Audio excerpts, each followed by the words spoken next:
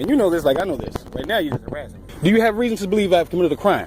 Yes, after the discussion that we just had. What reason do you have to believe that I've committed a crime? Why would you borrow a car if you weren't operating it? I have never. Did you see me in that car?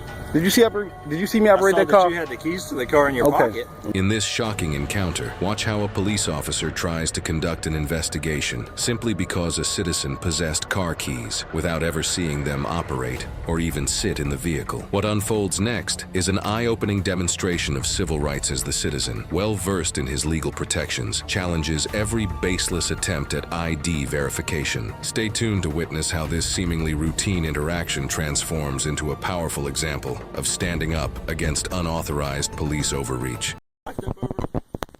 No. See, I didn't violate any laws. And you know this like I know this. Right now you're just harassing me, which is why I'm recording you. Okay? Okay.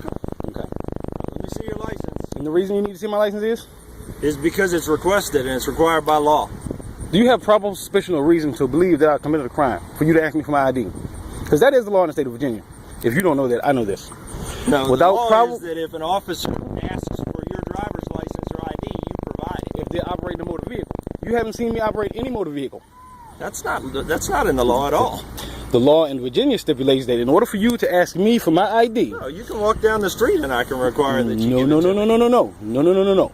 See, I'm well versed in law. I've been involved in this situation more than once. The only reason why I would have to give you my ID is if I was under suspicion for having committed a crime. Do you have reason to believe I've committed a crime? Yes, after the discussion that we just had. What reason do you have to believe that I've committed a crime? You have the keys to that car. You led me to believe that you were operating that car. You said you were borrowing it. I led you to believe that When did I lead you to believe that I was operating that vehicle? When we were talking over there by the car and you said that you were borrowing it. It wasn't your car. So where does that lead you to believe I was operating that vehicle? Why would you borrow a car if you weren't operating it? I have never... Did you see me in that car? Did you see me operate that car? You had the keys to the car in your pocket. Okay. I have a tool in my hand too. That doesn't belong to me either. Okay. What does that have to do with anything? The exact same thing that you're on right now. Because I have the key, you believe I operated the vehicle. I have this drill that doesn't believe the vehicle and you have the key to the vehicle. Yes. You asked me, was that my vehicle? I said, no, that was not my vehicle. Okay. What you're doing right now is harassment. No. I'm trying to get your identification because I removed an inspection sticker that's unlawful that you were in possession of by having the keys to the vehicle. So I broke the law because I had the keys to the vehicle? Is that what you just said? On camera. Basically. I broke the law because I had the keys to a vehicle. Now, whether I'm operating or not, I broke the law having the keys to a vehicle. That's what you just said on camera. You were in possession and command and control of that vehicle by having the keys with you, yes. We see the way that all is if you it was dominion and control, I believe it is, the way it's written up. Yes. I wasn't in control of the vehicle. So, if you would like to not harass me for the rest of the day, I would like to continue and get back to work like I told you 10 minutes ago. I'd like you to provide your ID because I've asked for it. I haven't committed a crime, and you know this. I am not going to provide you with my ID. Do you really want to go before the magistrate for this? I do not. I really don't. I mean, I'd like to let you get back to work. But so why are you harassing me right now? You know that I'm working right there. Because I've asked you several times for your identification, and you're failing to provide it. There is no need or law or reason why I should have to provide my ID. There's no need that you feel. Do you feel like I committed a crime? It's very possible. Do you feel like I've committed a crime? I have suspicion to believe that, yes. You feel like I've committed a crime? Yes. What crime do you feel like I committed? Being in possession of that unauthorized inspection. Can you show me anywhere in Virginia law where being in possession of keys to a vehicle is reason enough for me to have to provide my ID when you never saw me operate this vehicle? You're going to end up being detained if you don't just show me your ID and go back to work. Why are you detaining me? For further investigation. For having keys? You're going to detain me for further investigation for having keys to a vehicle. Is that what you just said? That's what you're going to end up with, yes. So you're going to make it. So you're going to make it fit, right? Is that what you're saying? You're going to make it fit? That's not what I'm saying at all. That's what it seems like you're saying. It seems like you're saying you're making it fit. It seems like you're being argumentative and uncooperative. This is not what you would call a consensual conversation or encounter. I don't want to participate in this. I would like to get back to work. It wasn't consensual the minute I found that sticker on the car that you had the keys. Okay.